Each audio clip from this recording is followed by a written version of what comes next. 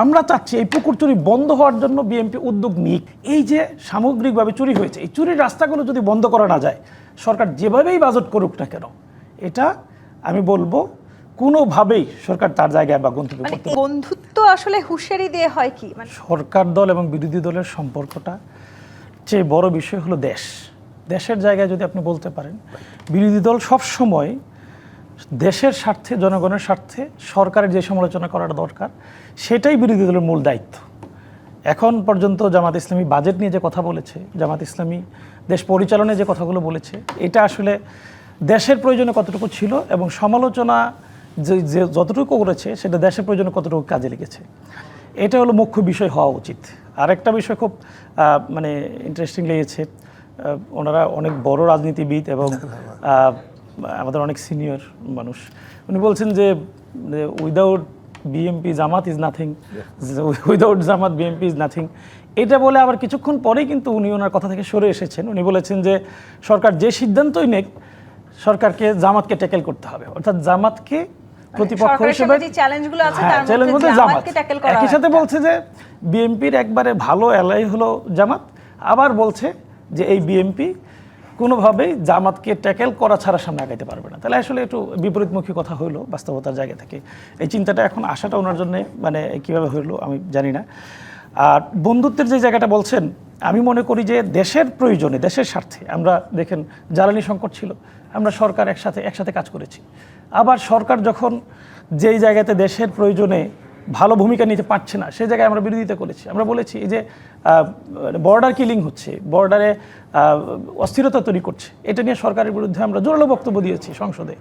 আমরা বর্ডারে কয়েক জায়গায় বিক্ষোভ মিছিল করেছি, ইতিমধ্যে মহাসমাবেশেও সেটা নিয়ে কথা হয়েছে, সরকারের প্রতিবাদ করা হয়েছে। বাজেটে যে ইস্যুগুলো মুখ্য হওয়ার কথা ছিল, মূল জায়গাটা এই গত 17 বছর কি হয়েছে, গত 17 বছর পুকুর চুরি হয়েছে। এই বক্তব্য, এই শব্দটা, পুকুর চুরি শব্দটা আমি ওই যে ওনার কাছ থেকে শিখেছি। উনি একাধিকবার বিভিন্ন টকশোতে বলেছে যে সরকার পুকুর চুরি করছে, এই পুকুর চুরি হয়েছে। এটা আপনারা বিএনপির আমলও দেখতে পাচ্ছেন? বিএনপির আমলে দেখতে পাচ্ছি না, বিএনপির আমল তো মাত্র শুরু হলো। আমরা চাচ্ছি এই পুকুর চুরি বন্ধ হওয়ার জন্য বিএনপি উদ্যোগ নিক।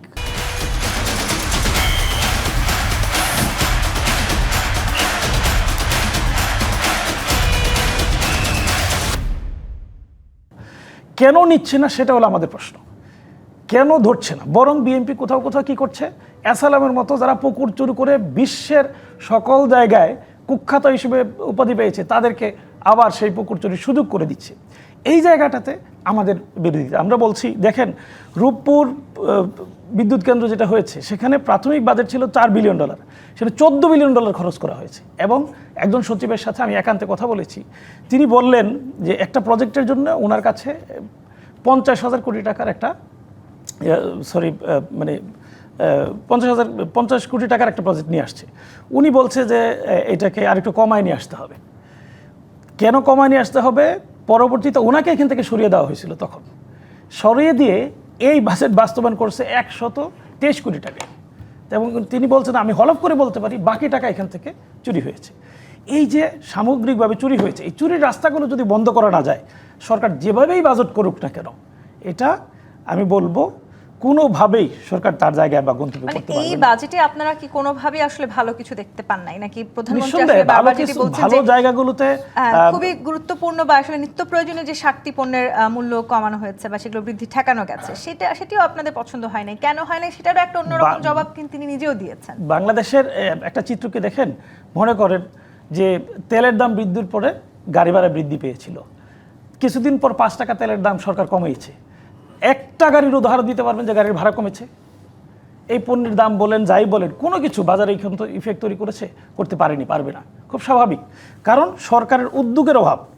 আমরা এটাই বলছি, সরকার যে উদ্যোগগুলো নিবে, বাজেটে যে ঘোষণাগুলো আসবে, এগুলো বাস্তবায়নের যে প্রক্রিয়া, সেই প্রক্রিয়া যদি দুর্নীতিপূর্ণ হয়, সেই প্রক্রিয়া যদি অস্বচ্ছ হয়, ব্যবস্থাপনা যদি যথাযথ না হয়, তাহলে আসলে এই বাজেটটা কার্যকরিতার জায়গায় যাবে না।